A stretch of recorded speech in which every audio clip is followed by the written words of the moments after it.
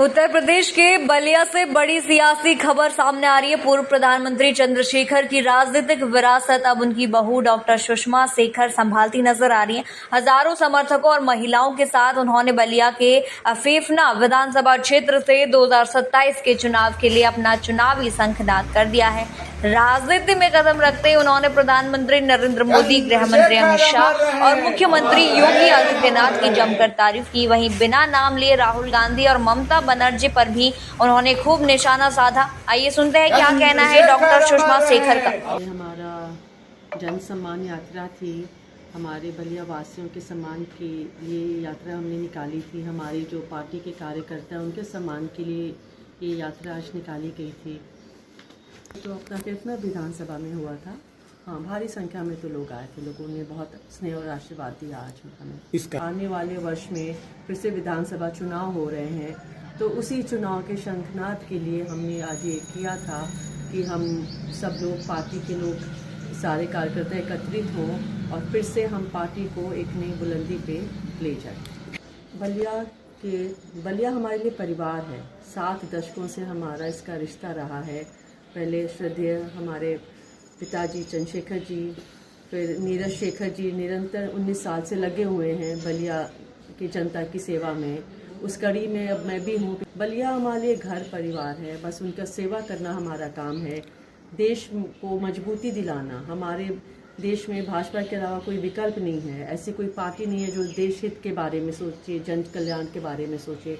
तो उसी की मजबूती के लिए हम निरंतर लगे हुए हैं।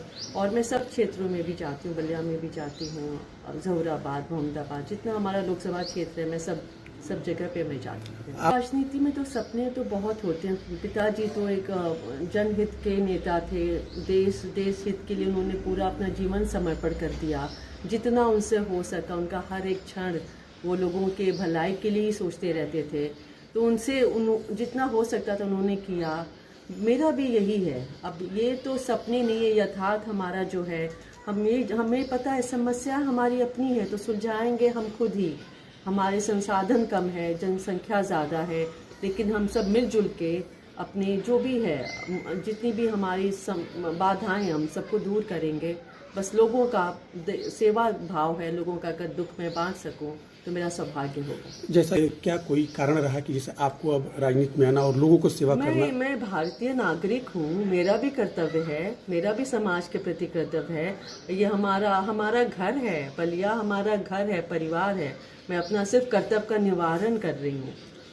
कोई और विकल्प है भारतीय जनता पार्टी के अलावा? मुझे तो नहीं दिखता। आपके पास दिखता है तो आप हमें बताएं। बाकी जितनी भी सरकारें हैं, देश विरोधी, तो जितने भी विपक्ष के लोग हैं उनकी गतिविधियां ही मुझे देश विरोधी लगती हैं।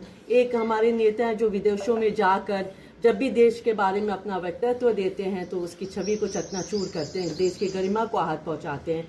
दूसरी जगह हमारे कोई मुख्यमंत्री हैं जो देश की सीमाओं को उन्होंने बिल्कुल छोड़ दिया है घुसपैठियों के लिए, जिससे हमारी जनसंख्या पे का भार और बढ़ता जा रहा है और आतंकवादियों का खतरा भी और बढ़ता जा रहा है। और दूसरी तरफ कोई और मुख्यमंत्री हैं किसी और प्रदेश के जो जाति धर्म के नाम पे देश को बांट रहे हैं, देश की अखंडता को खंडित करने की कोशिश कर रहे हैं।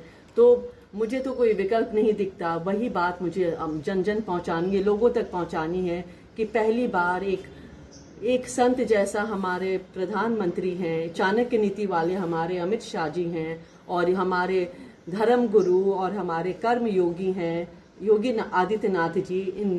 इनकी जो तीकड़ी है हमारे भारतीय समाज को, हमारे देश को संभालने के लिए ये बहुत ज़रूरी है, इनका बने रहना।